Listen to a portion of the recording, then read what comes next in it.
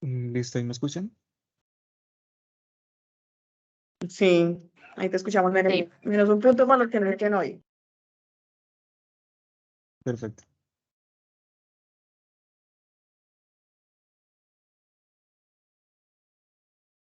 Listo, entonces para hablar de lo que sería, bueno, el tema de hoy será sepsis y shock séptico y está realizado por mi persona, Kevin Rivera Parra.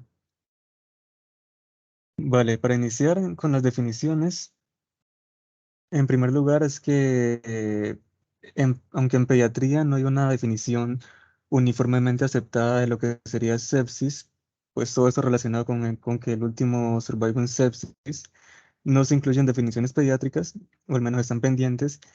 Sin embargo, como en adultos, nos referimos a sepsis como un síndrome clínico que presenta cambios hemodinámicos y manifestaciones clínicas relacionadas con una disfunción orgánica producida por una respuesta mal regulada a la infección, que no necesariamente tiene que ser bacteriana, puede ser fúngica, viral, ¿vale? Y pues para definir esta disfunción orgánica que produce la sepsis se supone, bueno, se propone que lo que sería el uso del SOFA, Sepsis Related Organ Failure Assessment, que un aumento, bueno, menciona que un aumento agudo en el SOFA mayor o igual a 2 puntos pueden definir o detectar disfunción orgánica relacionada con la sepsis.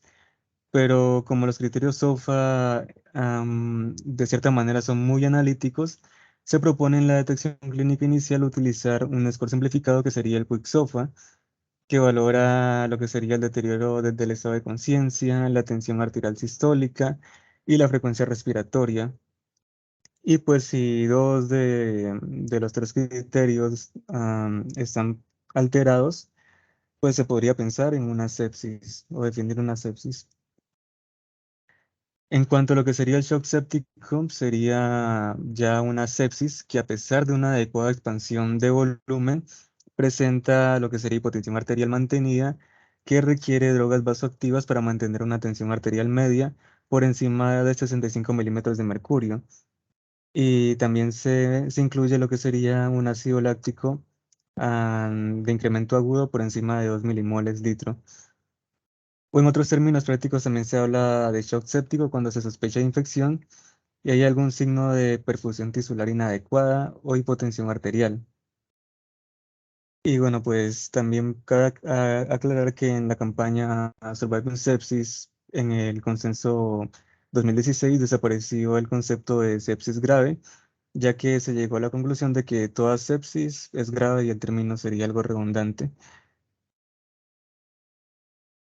En cuanto a la epidemiología global, tenemos que el 8% de los pacientes que ingresan a UCI pediátrica ingresan con el diagnóstico de sepsis.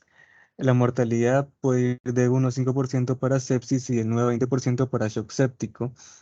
Intervenciones tan sencillas, se menciona que intervenciones tan sencillas como inmunización, suplementos vitamínicos, buena alimentación, hidratación, inotrópicos y el tratamiento adecuado pueden reducir la mortalidad significativamente.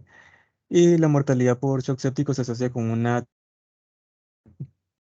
lo que quiere decir que, bueno, pues bien por un diagnóstico tardío o por la implementación consiguiente de un tratamiento tardío o mal, por así decirlo. Y bueno, en cuanto a la epidemiología regional, se tienen datos que oscilan entre, bueno, en cuanto a sepsis de 26% y de shock séptico de alrededor del 20%, siendo más prevalente en menores de 1 año que en adolescentes. La mortalidad relacionada con la sepsis es del 14% y el shock séptico fue del 23%. Se dice que uno de cada 4 pacientes diagnosticados con sepsis fallecieron durante las primeras 24 horas tras el ingreso a UCI. Y la mitad de los niños con sepsis ingresados a UCI pediátrica estaban en shock séptico y más del 40% tenían un síndrome de disfunción multiorgánica que probablemente pues está relacionado con la alta tasa de mortalidad del shock séptico. En cuanto a la progresión de la enfermedad, tenemos, bueno, se esquematizan en estas dos gráficas. En la primera gráfica vemos, bueno, va de arriba hacia abajo. Vemos, bueno, por ejemplo, un niño que ingresa por una infección no necesariamente bacteriana, puede ser viral, fúngica, por micobacterias. Ingresa por una infección y empieza a generar signos y síntomas y marcadores de laboratorio que sugieren un daño progresivo por parte del agente causal.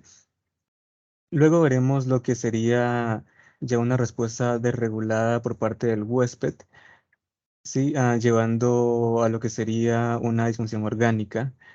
Ah, Posteriormente a esto, se instaura un shock, lo que sería el shock, que ya va a incluir disminución de la perfusión y una hipoxia gradual. Y posteriormente se va a dar lo que sería un shock refractario, ¿vale? Luego entrará en lo que sería una falla multiorgánica, MOF, y por último, pues ya va a entrar bueno, se va a dar la muerte. En la segunda imagen, pues vamos a ver una curva que frecuentemente se emplea para describir la evolución de la sepsis, ¿vale? Donde vamos a ver que después de una infección el paciente responde con una respuesta hiperinflamatoria que se podría denominar como SIRS, el síndrome de respuesta inflamatoria sistémica, ¿vale? Y si el paciente genera una respuesta muy abruptamente, muy elevada, el paciente pues puede, bueno, se puede dar una muerte temprana, como se mira en la imagen. Bueno, si esto no ocurre en el paciente, pues a medida que progresa la enfermedad, esto se autorregula, por así decirlo, con una respuesta antiinflamatoria compensadora que se conoce como CARS, ¿vale? Y bueno, y si se logra generar un balance entre un estado hiperinflamatorio y antiinflamatorio, pues como tal el paciente se menciona que puede sobrevivir a la sepsis. Pero si no se logra regular esto, el paciente entra en riesgo de infecciones nosocomiales, reactivaciones virales y posteriormente una muerte tardía. En cuanto, bueno, a la fisiopatología, aún no se ha aclarado con toda exactitud por qué se produce la sepsis. Si bien como tal se sabe de esa entidad desde hace mucho tiempo, pues a lo largo del tiempo se ha visto de diferentes perspectivas y cada persona como tal le ha dado una connotación diferente. Existen muchos modelos que intentan explicar la fisiopatología de la sepsis. Actualmente se está considerando que hay un componente genético o inmunitario que explicaría por qué con el mismo microorganismo una persona puede desarrollar sepsis mientras que otra no. Básicamente también incluiría la presencia de microorganismos que sobre todo generan endotoxinas, ya que se ha visto que microorganismos que generan toxinas tienen más facilidad de generar sepsis. Al entrar en el organismo, como se puede ver en la imagen, al entrar en el organismo, en primer lugar, pues estos microorganismos pueden entrar en contacto con lo que serían los receptores tipo TOL de las células inmunitarias, llevando a que se den señales intracelulares que lleven a la activación del factor nuclear kappa beta, ¿sí? Esto va a generar unas modificaciones de la transcripción que aumenta la transcripción de interleucinas, ah, el factor de necrosis tumoral alfa, interleucina 1 beta, interleucina 10, lo que va a dar posteriormente a que se dé una activación de los macrófagos. Y ya cuando se dé la activación de los macrófagos, estos mismos van a producir prostaglandinas, leucotrienos, proteasas, oxidantes, que van a finalmente. Adicionalmente se producirá un aumento de lo que sería el óxido nítrico, que como ya sabemos puede generar una vasodilatación y eso significa mayor permeabilidad. Y si se da en exceso, pues puede, por así decirlo, disminuir la perfusión. Y bueno, y junto con el daño endotelial también se puede favorecer a un estado procoagulante. Y bueno, como se explicó anteriormente, si ingresa un microorganismo, este de por sí puede generar un estado procoagulante, pero también puede generar un daño endotelial. Al generar un daño endotelial también puede generar un estado procoagulante, ¿vale? Esto pues va a favorecer a que se dé una coagulación intravascular diseminada, lo que va a provocar que se den isquemias y hemorragias por consumo de plaquetas. Aparte de esto, también se puede dar una vasodilatación, aumentar la permeabilidad, pero que también va a aumentar lo que sería la hipoxia tisular. Todo esto puede favorecer a que se dé un fallo multiorgánico. Y sí, bueno, y en el caso, bueno, los microorganismos entran en contacto con los leucocitos, los activan, y como se explicó anteriormente, ellos van a liberar una serie de mediadores proinflamatorios, procoagulantes, que va a provocar en exceso efectos sistémicos graves. Ah, y bueno, seguido a esto, debido a la secreción de catecolaminas, glucocorticoides, todo esto por el estrés que todo esto genera, incluyendo la hiperglicemia, va a favorecer a que sea un estado de inmunosupresión y por ende que como tal se dé el fallo multiorgánico de manera más rápida. Y vale, como se explicó anteriormente, toda esta injuria va a llevar a que se dé una mala regulación, lo que se conoce como una disfunción multiorgánica. Y pues esta a su vez se define como un proceso continuo pero reversible de falla secuencial de órganos vitales para realizar sus respectivas funciones, secundario por lo general a una lesión que altera la homeostasis. También es definido como la falla de dos o más sistemas orgánicos que no puede mantener que no se pueden como tal mantener am, de forma normal. Y bueno, es como tal el evento terminal de muchas patologías, incluido lo que sería la sepsis. Y acá podemos encontrar pues alteraciones del sistema nervioso central que en niños puede presentarse como delirio. También se puede presentar injuria pulmonar, que se manifiesta como un síndrome de dificultad respiratoria aguda, una disfunción cardiovascular, injuria renal, ilio, disfunción hepática, que vienen pues asociadas a a esas múltiples alteraciones, pues orgánicas y por este daño multiorgánico. Entonces, en el paciente que estoy sospechando sepsis, siempre tengo que, como tal, ir más allá y buscar esos criterios que me sugieren que adicionalmente, pues tengo una disfunción orgánica. Bueno, estos criterios van a ser distintos y de todas maneras se hace una búsqueda general para evaluar, pues, una funcionalidad de estos órganos. Vamos a evidenciar una disfunción cardiovascular, pues, con una presión arterial que cae por debajo del percentil 5, de acuerdo con la edad.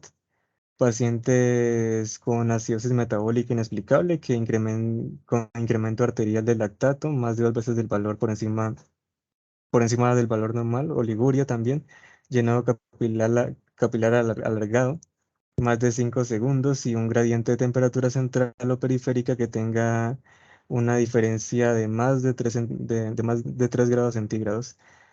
La disfunción respiratoria, pues lo podemos ver como una presión de CO2 mayor a 65 milímetros de mercurio, una PAFI menor a 300, una necesidad de oxígeno más del 50% para lograr una saturación del 92%. La disfunción neurológica la podemos saber con alteraciones en la escala Glasgow, que esta disminuye por debajo del 11 o que haya un descenso más de 3 puntos de este con respecto a lo que sería el puntaje basal, por así decirlo. La disfunción hematológica lo vamos a ver como una disfunción una disminución en el recuento plaquetario menor de 80.000, con un descenso más del 50% del valor previo a 3 días o una relación INR por encima de 2. Y la disfunción renal, que generalmente la vamos a evidenciar con elevación de la creatinina de más de 2 veces el límite para la edad. Y en cuanto a la disfunción hepática, se puede evidenciar con bilirrubina total a mayor de 4 miligramos por decilitro o una ALT 2 veces el valor normal para la edad. Y en cuanto al enfoque, En cuanto al enfoque para el paciente con sepsis, se tendría que abordar en primer lugar lo que sería una valoración inicial rápida, aplicar lo que sería el ABCDE, seguido de una evaluación secundaria que correspondería a un interrogatorio, examen físico, enfocado, etcétera. Y por último, dejar los estudios paraclínicos más avanzados. Pues también todo esto dependerá de cómo llegue el paciente. Si llega en un estado compensado, podemos hacer una valoración inicial, un examen físico más extenso. Pero por otra parte, si llega un paciente en estado de choque, ya se tendrá que aplicar maniobras de resucitación junto con también un examen físico y un interrogatorio, pues de manera sinérgica. En valoración inicial rápida, reconocimiento del paciente séptico. En el paciente pediátrico vamos a ver que los signos de sepsis a veces pueden evidenciarse más tardíamente. El niño normalmente logra hacer una compensación mayor que el adulto y puede lograr pues una compensación que se sostiene más en el tiempo, por así decirlo. En el momento que el paciente ya nos muestre signos de choque, pues realmente tenemos poco tiempo para actuar, porque ya viene generando una compensación por un tiempo más prolongado. Es muy importante pues que no tenemos ciertas cosas que en el examen físico que nos van a sugerir de una que el paciente está en sepsis o está entrando en un choque séptico. En el paciente neonato o en el lactante menor, pues básicamente vamos a encontrar que es un paciente que tiene alteraciones en la alimentación, no está succionando adecuadamente, está presentando letargia, disminución en el tono, que es un componente importante, la irritabilidad, los signos de infección de vías de la vía aérea superior, dificultad respiratoria, trabajo respiratorio asociado, pues debe alarmarnos y nos está diciendo que ese cuadro infeccioso pues está saliéndose como de lo normal. En cuanto a lo que serían los niños, generalmente se va a presentar como una enfermedad febril y adicionalmente pues viene asociado a este con alteraciones del estado de conciencia. Vamos a encontrar un paciente somnoliento, letárgico, con poca tolerancia a la vía oral, pues siendo como tal es un componente importante. Vale, Perdóname, hay te que tener... interrumpo. Sí, lo que tú dices es muy cierto. O sea, el día que ustedes vean un niño ya grave, ese niño ha tolerado y aguantado, mejor dicho, esta y la otra vida. Cuando escuchen un niño o cuando vean un niño con signos de dificultad respiratoria, ese niño viene enfermo desde hace días. Para que ustedes vean un niño gravemente enfermo, ese niño ha tolerado muchas cosas, muchos días. Entonces hay que correrle al niño que se ve afectado, gravemente enfermo. Hay que correrle porque lo que tú dices, ya le queda poco. Sí, prácticamente. Vale. Vale, hay que tener en cuenta que las manifestaciones clínicas son como tal evolutivas, es decir, que pueden variar en función del tiempo. Es decir, al comienzo puede presentarse un paciente taquicárdico y ya pues por así decirlo, en una parte de la evolución séptica se puede presentar en bradicardia, inclusive paros, ¿vale? También va a depender de lo que sería el microorganismo causal y las características del propio paciente. Para la valoración inicial, esta tiene que ser inmediata en base a las prioridades. Se debe comenzar por aplicar lo que sería el triángulo de evaluación, que ya lo conocemos, que valora la apariencia, respiración y circulación. Y pues, en principio, como tal, la circulación, bueno, pues dependiendo del caso, hay que como tal enfocarnos un poco más en la circulación, ya que como tal es la parte fundamental y importante de lo que sería el desarrollo de la sepsis y posteriormente el shock séptico.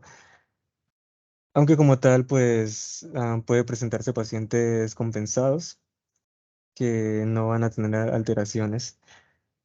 Y bueno, en cuanto a la apariencia, el niño séptico suele mostrarse postrado, quejoso, hipotónico, obnubilado, irritable o ansioso. Esas alteraciones de la apariencia pueden ser indicadores de una perfusión cerebral disminuida o también, ¿por qué no?, de un foco neurológico. En cuanto a la respiración, se puede observar taquipnea como forma de compensación de una acidosis metabólica. Los signos de dificultad respiratoria más importantes pueden sugerir un foco pulmonar, por ejemplo, neumonía. En casos más extremos, la disminución del nivel de conciencia puede condicionar a que el niño no sea capaz de mantener una vía aérea permeable.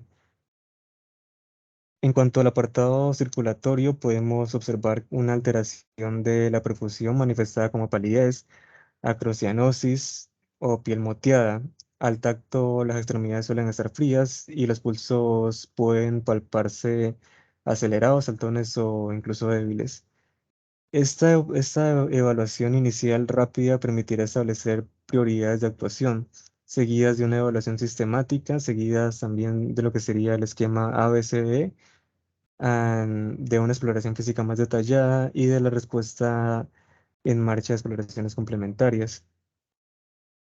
Ya abordando lo que sería una exploración física más detallada, la valoración respiratoria incluirá lo que sería la observación de la frecuencia respiratoria, los signos externos de dificultad respiratoria, la auscultación pulmonar y la medición de la saturación de la hemoglobina por pulsoximetría. Los pacientes sépticos generalmente presentan taquipnea, aunque si tienen afectación del estado de conciencia o un shock ya instaurado, podemos encontrar bradypnea o incluso apneas, especialmente en recién nacidos o lactantes. Y mediante la auscultación podemos sospechar un foco infeccioso, por ejemplo, bueno, en este caso pulmonar, por ejemplo, neumonía o empiema, o un edema secundario a una disfunción cardíaca, un aumento de la permeabilidad capilar, que se ve más que todo como crepitantes, que se escucha como crepitantes.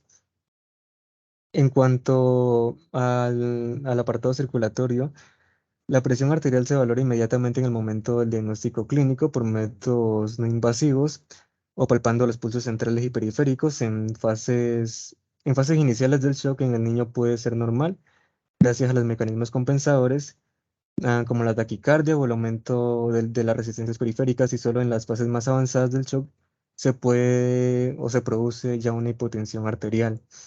Por tanto, el diagnóstico de sepsis debe hacerse precozmente sin esperar a que aparezca hipotensión arterial a través del resto de las manifestaciones clínicas. En los niños, especialmente en los lactantes, el mantenimiento del gasto cardíaco en las primeras fases del shock se consigue a través del aumento de la frecuencia cardíaca. Por ello, la taquicardia es el signo más precoz y puede alcanzar valores muy altos, por encima de 200 latidos por minuto, 220, ya dependiendo de la edad. Siempre descartando otras causas de taquicardia, am, fiebre, dolor, ansiedad, miedo. Am, y pues por el contrario, ya lo que sería la bradicardia, este ya es un signo más tardío, de especial alarma, ya que puede indicar una parada cardiorrespiratoria inminente. Y bueno, en la piel se producen una serie de manifestaciones como consecuencia de la afectación hemodinámica, de la vasoconstricción compensadora, lo que supone un indicador precoz de lo que sería bajo gasto cardíaco, aun con tensión arterial normal. Como consecuencia de la vasoconstricción periférica, la piel se muestra fría, pálida y moteada y puede presentarse también acrocianosis. Otras veces esta coloración alterada se describe como de manera imprecisa en los lactantes como de color terroso sucio. La frialdad generalmente comienza en lo que serían áreas distales y se extiende en sentido proximal, lo que se conoce como progresión centrípeta.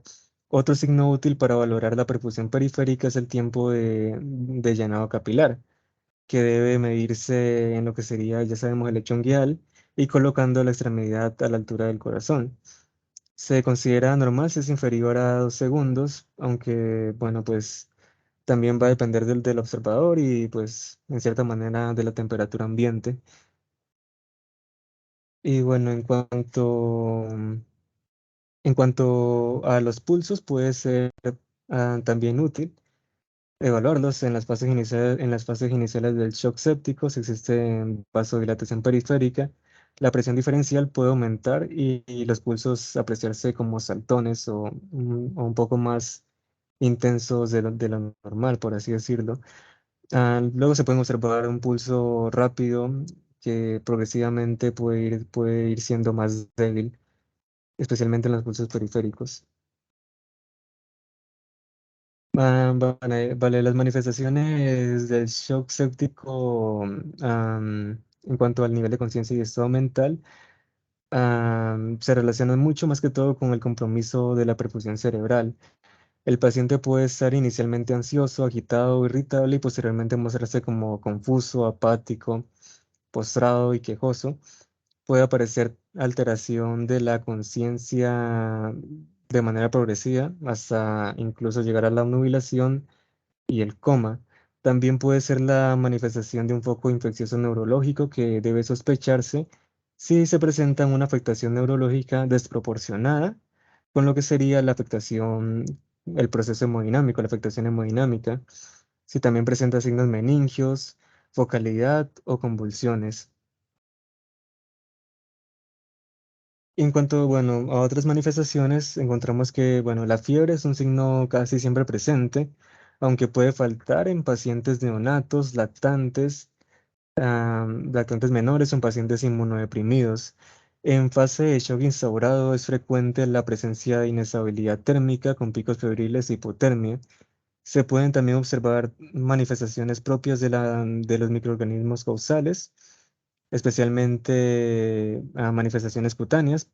Por ejemplo, pueden observarse lesiones petequiales y equimosis, que son muy sugestivas de lo que sería la sepsis por Neisseria meningitidis, el meningococo.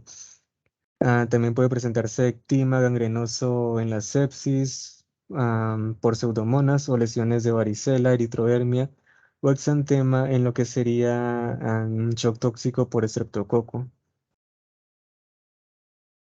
Y bueno, además de tener una historia detallada de la enfermedad actual, de las características de sus síntomas y el tiempo de evolución, es importante también recoger información acerca de, por ejemplo, situaciones de contacto epidemiológico, antecedentes patológicos relevantes, como inmunosupresión, enfermedades crónicas, procedimientos o dispositivos invasivos, medicamentos, vacunaciones, alergias medicamentosas, ingresos hospitalarios previos, tratamiento antibiótico previo, colonizaciones previas por gérmenes potencialmente patógenos y también los antecedentes familiares. Y pues en base a esto hay ciertos grupos en pediatría que tienen mayor riesgo de presentar sepsis y esos grupos de pacientes pues son los que tienden a las complicaciones, por así decirlo. Y por ende también tenemos que hacer una búsqueda de estos criterios en pacientes con sospecha de sepsis. Estos factores son el tener menos de 3 meses, pues como tal es una importante, que como tal tenga muy bajo, haya nacido con muy bajo peso al nacer o esté en bajo peso. En paciente que como tal que tenga inmunocompromiso, aquellos que tienen comorbilidades cardíacas, respiratorias o neuromusculares van a tener también mayor riesgo. A los pacientes que usan catéteres o lo usaron de manera prolongada, también es de importancia y también los pacientes que han sido hospitalizados recientemente, como tal, todos esos van a ser de riesgo. Y vale, el diagnóstico como tal, como, como tal, vamos a ver que el diagnóstico es clínico. No hay ninguna herramienta específica que nos diga que el paciente está séptico o no. Y si se recomienda implementar protocolos institucionales que lleven a dar una menor mortalidad, o sea que lleven a una identificación temprana de la sepsis.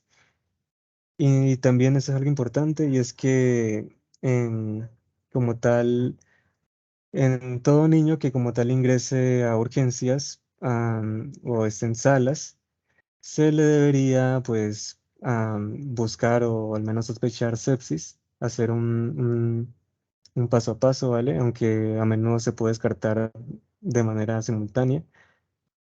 Y vale.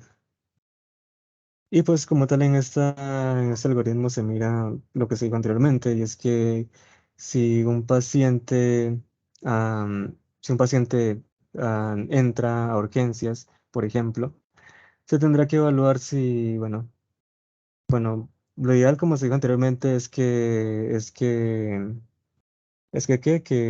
se busque o se sospeche de sepsis en cualquier paciente que entre a urgencias. Si está inestable, pues se aplicaría resucitación, si no, pues Como tal se miraría si tiene historia sugestiva de infección, si tiene factores de riesgo, si tiene una temperatura normal, si tiene factores de riesgo de infección grave, ¿vale? Y en el caso de que sí los tenga, también hay que mirar si los signos y síntomas que tiene este paciente se relacionan con otra cosa que no sea sepsis, ¿vale? Por ejemplo, si la taquicardia o bradicardia se relaciona con otra cosa o es normal para la edad, ¿vale? Etcétera.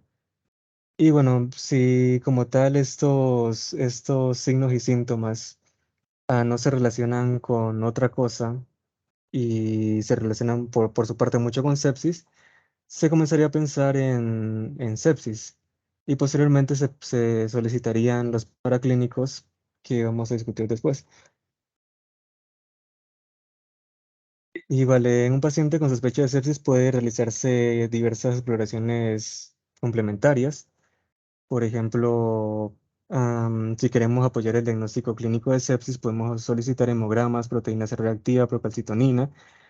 Si como tal, si solicitamos gasometría, lactocoagulación y las demás pruebas de función orgánica, por así decirlo, estaríamos valorando la repercusión sistemática, y la gravedad y el pronóstico. El examen de orina, el examen de líquido cefalorraquídeo, el hemocultivo es más que todo es para establecer el foco de origen de la infección. Y vale, en cuanto a lo que sería el hemograma, se podría visualizar en este leucocitosis, neutrofilia y el aumento de neutrófilos inmaduros, lo que se conoce como bandas, que se asocian típicamente con la presencia de infección bacteriana. En los neonatos y lactantes también es frecuente la presencia de leucopenia. ah, ya se vería como tal un mal pronóstico en estos casos. La presencia de leucopenia y la neutropenia pueden ser signos de mal pronóstico en la sepsis. La serie roja inicialmente suele ser normal, aunque evolutivamente, por así decirlo, suelen desarrollarse y terminar en anemia. Las plaquetas pueden ser o estar aumentadas, estar normales o estar disminuidas por consumo secuestro vascular. Y en cuanto a la trombocitopenia, es más frecuente ya en lo que serían sepsis más avanzadas. La proteína C reactiva es un parámetro habitualmente utilizado y que se ha demostrado utilidad en el diagnóstico de infección bacteriana. Se ha demostrado que como tal aumenta significativamente en infecciones bacterianas como neumonías, pielonefritis, apendicitis, sepsis. Sus limitaciones son que tiene poca especificidad, más que todo porque se eleva en muchas situaciones inflamatorias, por ejemplo, infecciones virales, bacterianas, en un postoperatorio, tumores malignos, y también se eleva de manera tardía. Bueno, se eleva al cabo de 6 a 12 horas después de la injuria. En cuanto a la procalcitonina, es el biomarcador más utilizado y actualmente tiene como tal algunas características que lo hacen superior a la PCR, por así decirlo. Tienen mayor sensibilidad y especificidad que esta en el diagnóstico de infección bacteriana y de respuesta inflamatoria sistémica. Se correlaciona con la gravedad y el pronóstico de la sepsis y permite monitorizar la respuesta al tratamiento. Otra ventaja importante es que se eleva de manera más precoz al cabo de 2 a 6 horas que la PCR, por lo que es de mayor utilidad en el diagnóstico precoz inicial. Posteriormente es útil como guía para la suspensión del tratamiento antibiótico. Sin embargo, como tal, este paraclínico no se ha implementado en los algoritmos ah, diagnósticos. En cuanto a O sea, ahí lactato, su elevación. te hago una observación, perdóname, te interrumpo. La PCR nos sirve para orientarnos a lo que tú dices, exacto. Pues digamos que ya nos puede evaluar si vamos bien en el tratamiento instaurado y una PCR negativa pues nos descarta un proceso infeccioso. Más no al revés, una PCR positiva nos confirma una infección porque una PCR positiva la puede tener cualquier otra actividad que esté como en fase inflamatoria, por decirlo así.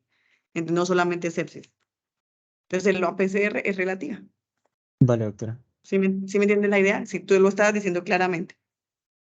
Sí, se le dan muchas situaciones y pues puede causar falsos Exacto. negativos.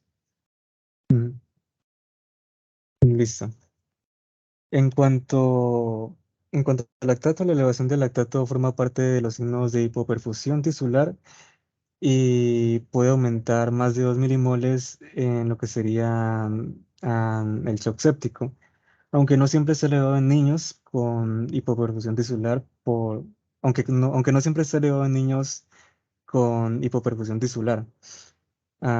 Su nivel mayor de 2 a 4 se correlaciona con la gravedad y la evolución de la sepsis y sirve para valorar la respuesta al tratamiento. El mantener niveles de lactato elevados se asocia con una alta mortalidad, mientras que su descenso en las primeras horas del tratamiento es un signo de buen pronóstico. Y vale, como se dijo anteriormente, la sepsis puede afectar en lo que sería la coagulación. Los hallazgos pueden ir desde mínimas alteraciones a la presencia de una coagulación intravascular diseminada, ¿vale? Que cursa con formación de fibrina, consumo de plaquetas y factores de coagulación y fibrinólisis aumentado y que se asocia a un peor pronóstico. Los hallazgos de laboratorio propios de lo que sería la coagulación intravascular diseminada son trombocitopenia, prolongación de lo que sería el tiempo de protrombina y el tiempo de tromboplastina parcial activada, disminución del fibrinógeno, aunque puede estar aumentado como reactante de fase aguda por la inflamación y la sepsis, y también va a haber un aumento del dímero D. En cuanto a lo que sería, bueno, troponinas, como tal, en varias series de pacientes con sepsis grave o shock séptico se han mostrado niveles elevados de troponinas. Es por eso que como tal sus niveles se correlacionan con la existencia de disfunción cardíaca y con el pronóstico, aunque no hay suficientes estudios en pediatría para que como tal permitan una estratificación del riesgo en función de ese marcador. En cuanto a lo que sería el péptido natriurético cerebral, se ha observado unos niveles en pacientes adultos y pediátricos con sepsis y se ha visto que puede como tal ayudar a distinguir los pacientes con sepsis de los pacientes con alteración hemodinámica de origen cardíaco.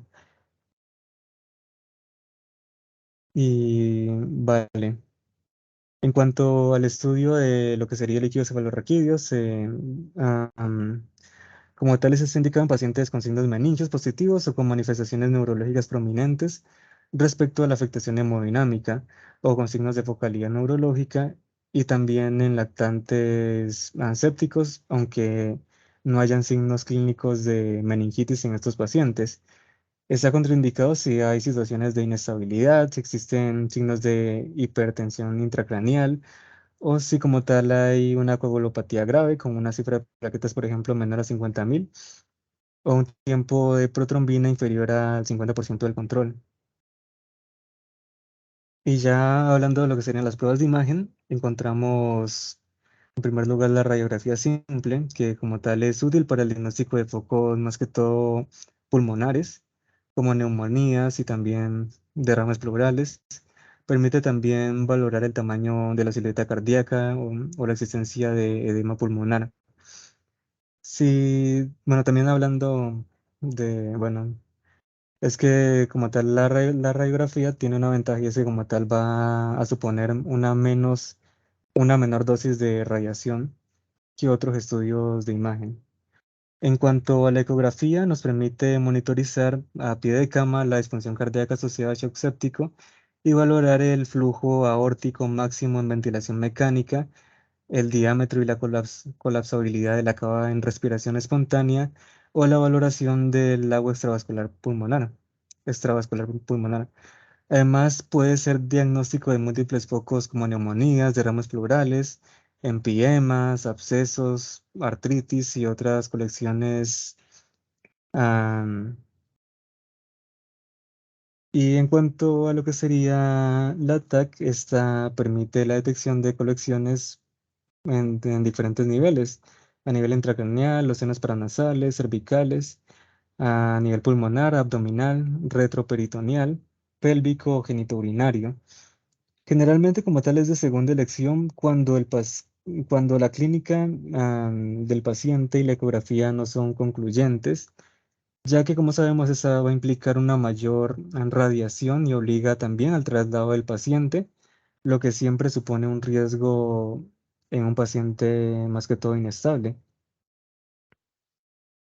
En cuanto al hemocultivo, este es el estudio microbiológico básico que debe realizarse siempre en la evaluación inicial de todo paciente en sospecha clínica con sepsis o shock séptico, debido a que como tal, este como tal nos permite detectar lo que sería la bacteremia, ¿sí?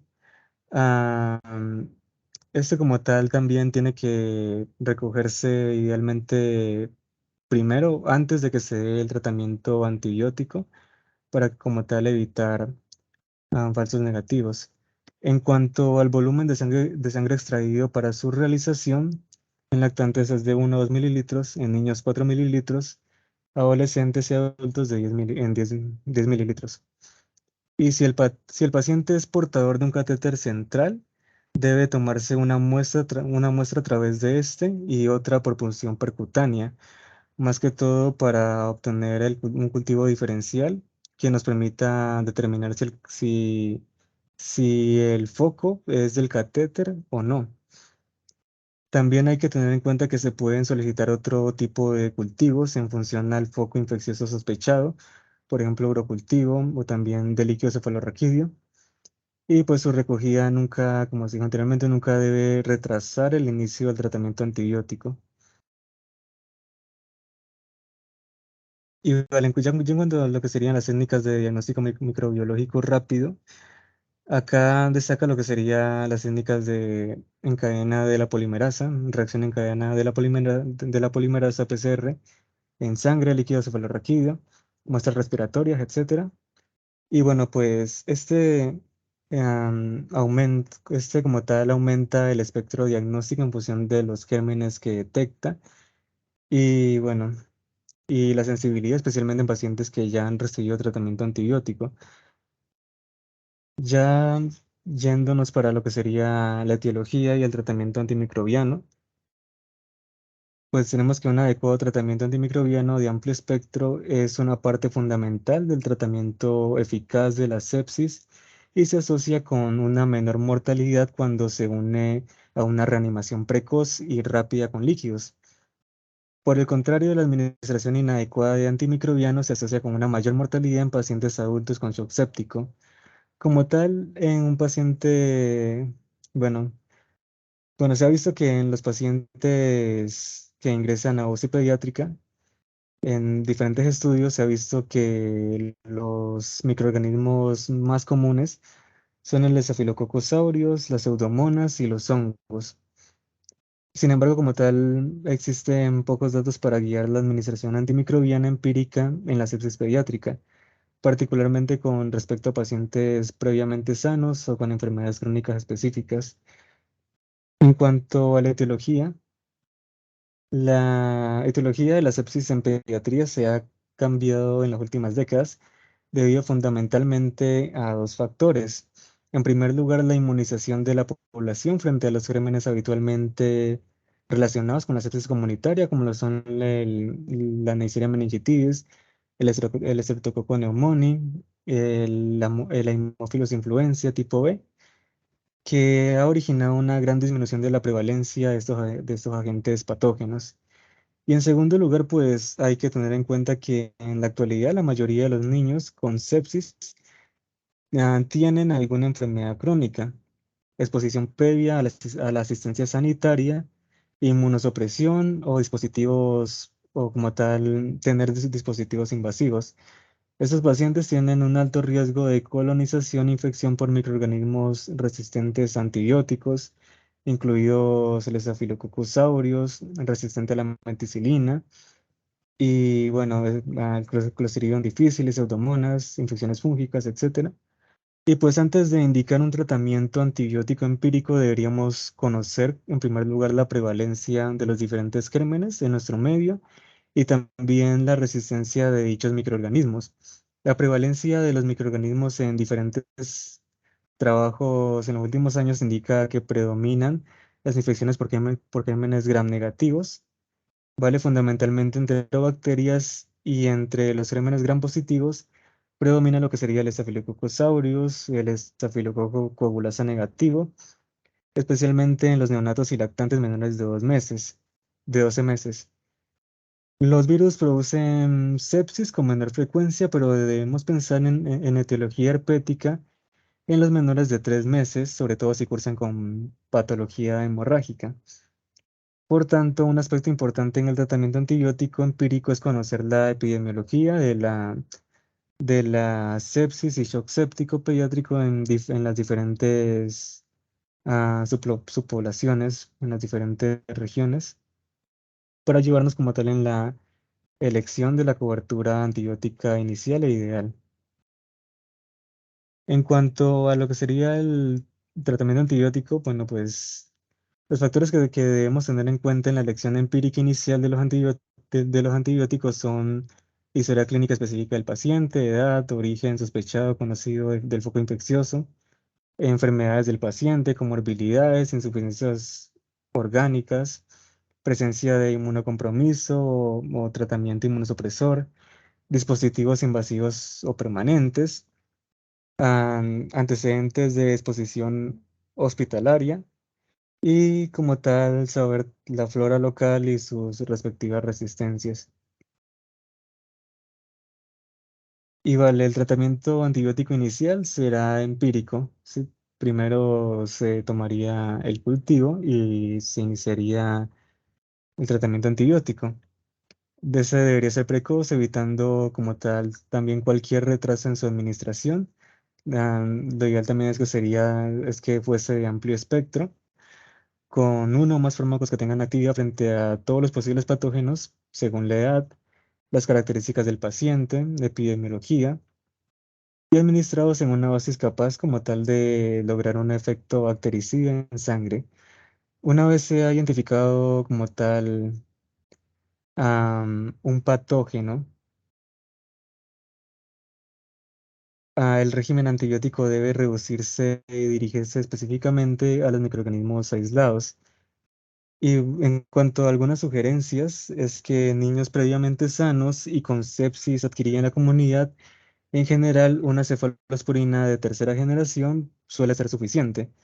En los pacientes inmunocomprometidos o en la sepsis asociada a asistencia sanitaria, el tratamiento antimicrobiano debe comenzar con una cefalosporina antiseudomonas de tercera generación, por ejemplo, un carbapenem o un betalactámico junto con un inhibidor de betalactamasas. Es necesario también asociar un glucopéptido si son portadores de un catéter o dispositivo central. Para los recién nacidos y lactantes menores de 3 meses, el tratamiento, además de cefalosporina de tercera generación, debe incluir lo que sería ampicilina para la listeria y se deberá considerar aciclovir empírico si existe clínica compatible con una infección herpética. Para los pacientes con una fuente de infección intraabdominal sospechada o documentada, la terapia debe incluir una cobertura amplia para los patógenos gastrointestinales, incluidas las bacterias anaerobias, con una combinación de beta-lactámico más inhibidor de beta-lactamasas o un carbapenem, o simplemente añadiendo clindamicina o metronidazol. Pacientes con trasplante de médula ósea, enfermedad oncológica, con fiebre y neutropenia, emplearemos lo que sería monoterapia con beta-lactámicos más inhibidores de beta-lactamasas. Si la prevalencia de beta-lactamasas por su parte es de espectro extendido y es superior al 10%, se debe asociar a aminoglicosidos. Si el portador de un catéter central como tal presenta sepsis, tenemos que asociar teicoplamina o vancomicina, más que todo para el Staphylococcus aureus. Y si el paciente no presenta una evolución favorable y no hay crecimiento en los cultivos, valorar cambiar por un carbapenem y asociar también tratamiento antifúngico. Pacientes con patología crónica respiratoria o neurológica, la terapia antimicrobiana debe comenzar con una cefalosporina ante pseudomonas, un carbapenem o un beta-lactámico junto con inhibidor de beta-lactamasas, por ejemplo, la piperacilina tazobactam. Otras consideraciones es que siempre que se pueda en el tratamiento empírico emplearemos, bueno, la monoterapia, ¿vale? Am, en los enfermos ya más graves o con shock séptico es preferible ya emplear dos o más fármacos. Teniendo en cuenta las tasas actuales de morbilidad y mortalidad en pacientes con sepsis o shock séptico, una tasa de resistencia superior al 10% es probablemente un umbral prudente para la adición de un segundo agente si se sospecha que el patógeno sospechado es resistente. Y en cuanto a la vancomicina, esta debe añadirse en entornos donde el Staphylococcus aureus resistente a la meticilina sea prevalente. Otras consideraciones es que si la prevalencia de enterobacterias gram negativas resistentes a cefalosporinas de tercera generación es alta, asociaremos al tratamiento un aminoglucósido o cambiaremos también por un carbapenem. En casos de sospecha de síndrome de shock tóxico o fascitis necrotizante, el tratamiento empírico debe incluir también clindamicina para limitar la producción de toxinas y mejorar como tal la bacteremia. Los pacientes con mayor riesgo, el aclaramiento bacteriano, los pacientes con mayor riesgo de infección resistente a los antibióticos debido a una infección o colonización pasada, la epidemiología local o el uso reciente de antibióticos de amplio espectro, estos pacientes deben recibir un régimen terapéutico empírico. Y bueno, en cuanto a otras consideraciones es que el tratamiento empírico debe reevaluarse 48 horas después del inicio, si aún no se han identificado ningún patógeno. Vale, también se considera improbable una infección bacteriana o fúngica. Se debe pensar suspender la terapia antimicrobiana empírica para reducir la exposición innecesaria a antibióticos o antifúngicos. Aunque muchos niños con un diagnóstico clínico de shock séptico no tienen un patógeno aislado, muchas veces por un pretratamiento con un antibiótico o una neumonía bacteriana, no necesariamente tendrán bacteremia.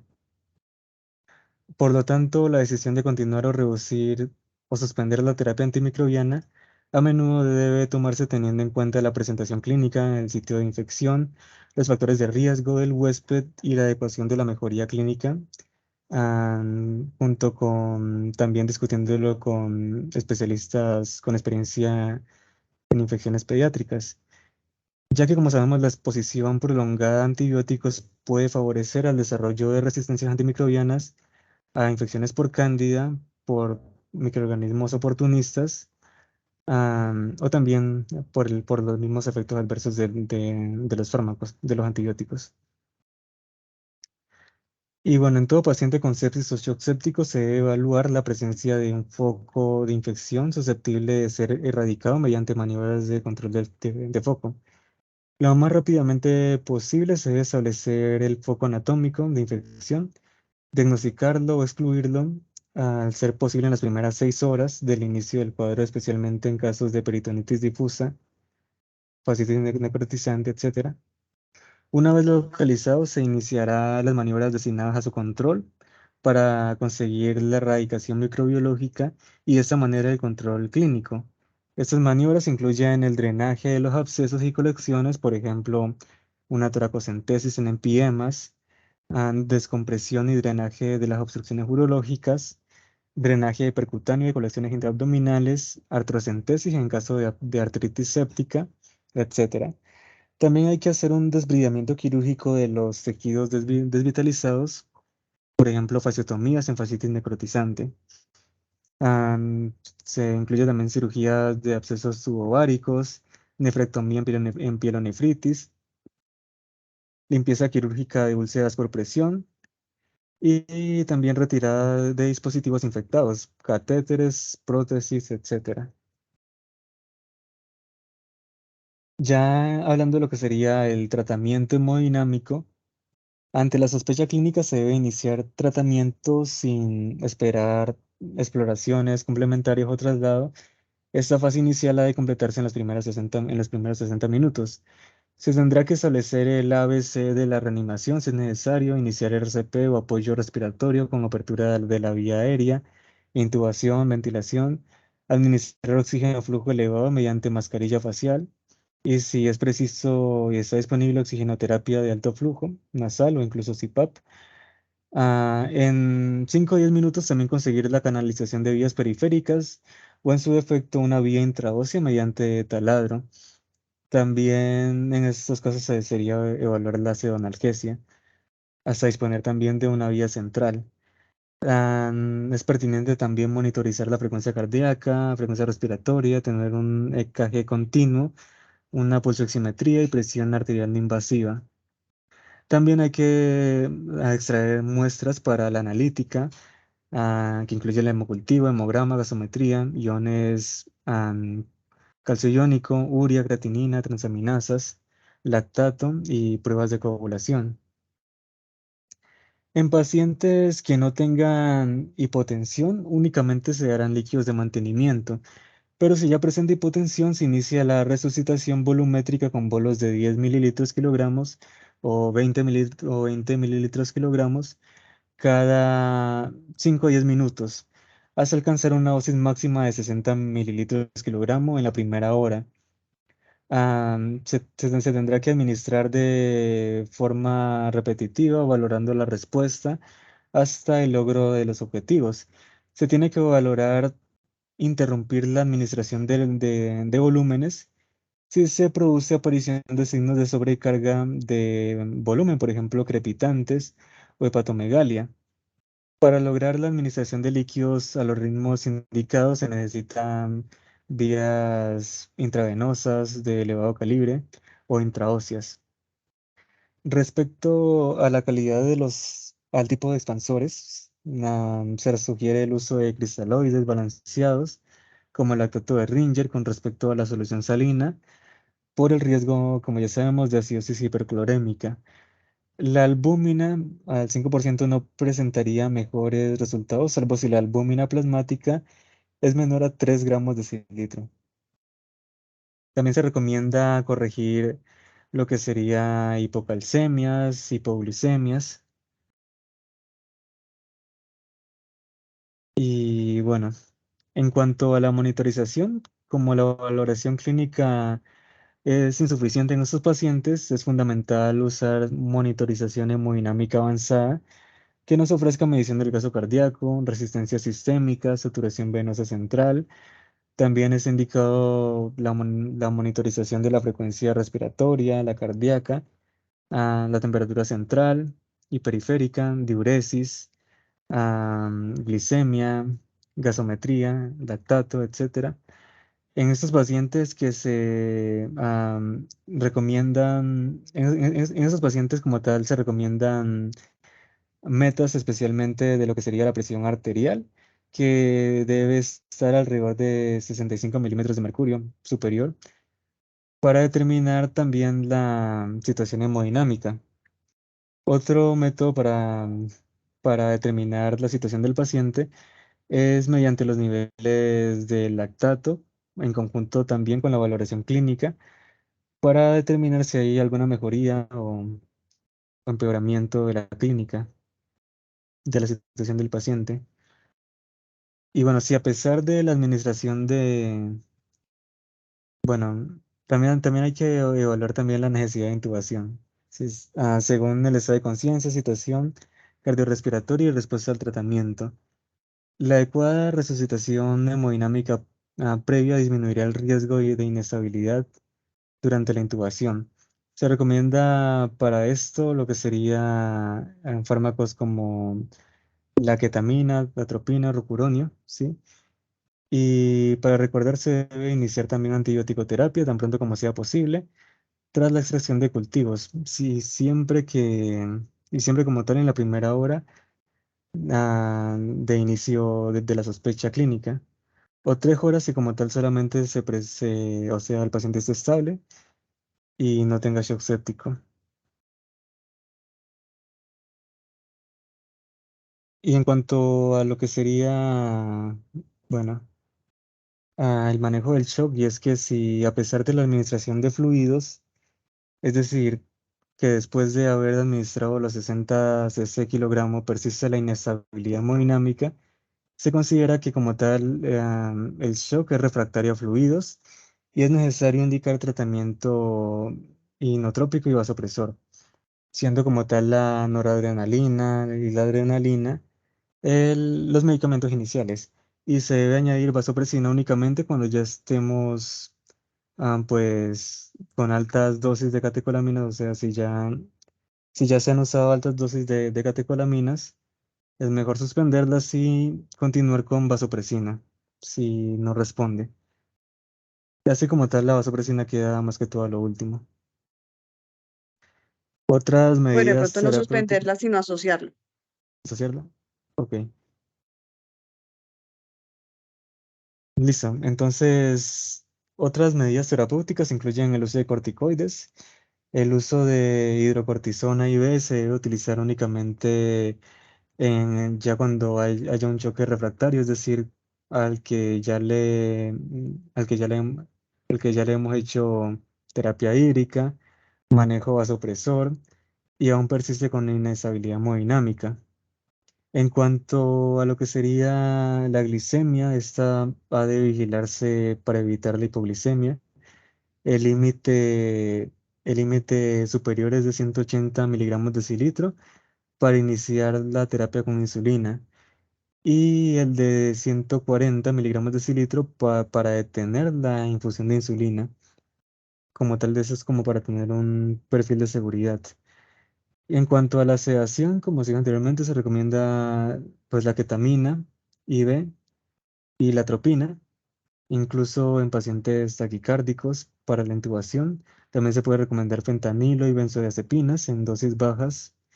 El etomidate y el propofol se menciona, y junto con los barbitúricos, se menciona que no se recomiendan. Y pues, bueno, en cuanto a lo que sería la hormona tiroidea, si el paciente tiene eutiroidismo, por así decirlo, o sea, niveles normales de hormona tiroidea, no se recomendaría el uso rutinario de levotiroxina. En cuanto al calcio, en pacientes que precisan soporte vasoactivo, debe mantenerse como tal un nivel iónico de calcio. En cuanto a los antipiréticos, es razonable como tal su empleo, en como tal dar un confort al paciente y reducir también la demanda metabólica. En cuanto a los hemoderivados, no se recomienda transfusiones profilácticas, a no ser de que el paciente tenga la hemoglobina por debajo de 7, es decir, que la indicación para pacientes estables es menor, es mantener como tal una hemoglobina mayor a 7 miligramos de cilitro.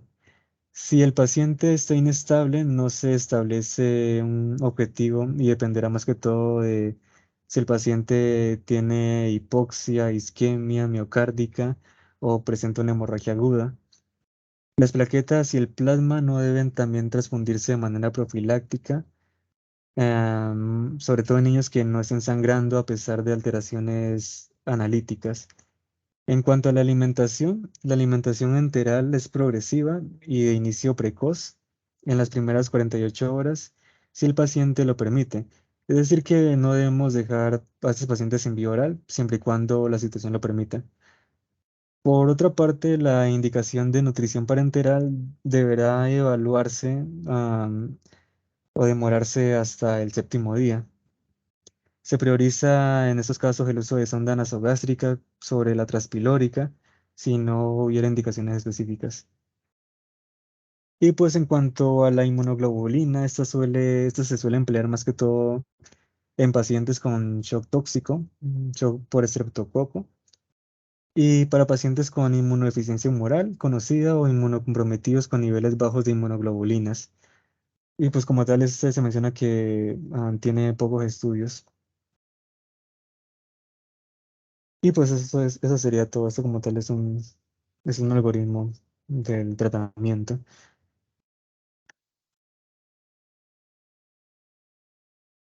Bueno, ok, me Pues, parece súper, súper la revisión que hiciste, muy completa y sí que te reivindicaste con todos los días que no te hayas conectado. vale, Muy me alegra. bien. Y Duván perdió puntos hoy Entonces, porque no se conectó temprano. Está Buenas dormido, Duván. noches. Disculpe, Doc, no, Doc, es que, que me da que hacer internet, Doc. Ajá. Bueno, con tal de que haya leído el artículo y esté un duro pues en sepsis, no hay problema. Esto resume prácticamente todo lo que hablamos en todas las rotaciones porque es como el final de todo, ¿no? Entonces, de las infecciones, el manejo, los líquidos, ya lo que hemos venido hablando en cada una de las revisiones que se hicieron. Bueno, muchachos, entonces felicitaciones. Van a tener una muy buena nota. Me parece que estuvieron muy juiciosos. Y pues nada, ayer les decía que nos vemos en el camino. Cualquier cosa estoy atenta y tienen mi teléfono, cualquier duda más adelante. ¿Listo, chicos? Muchas gracias a ti, Doc, en Bueno, serio, doctor, por la muchas gracias. gracias, doctora. discusión, por todo. Bueno, muchachos, no bajar la guardia como le decía yo a la monitora desde el principio, siempre manteniendo esas revisiones así completicas y juiciosos. Y acuérdense que ustedes aprenden es para ustedes mismos, no para presentarle al profesor, sino para ustedes y para su camino de profesional. Entonces, a conciencia, leer sus artículos, sus cosas, sus revisiones y seguir adelante. Bueno, muchachos, hasta mañana. Juiciosos, chao. Hasta mañana, Doc, Bueno, hasta igualmente. luego. Gracias.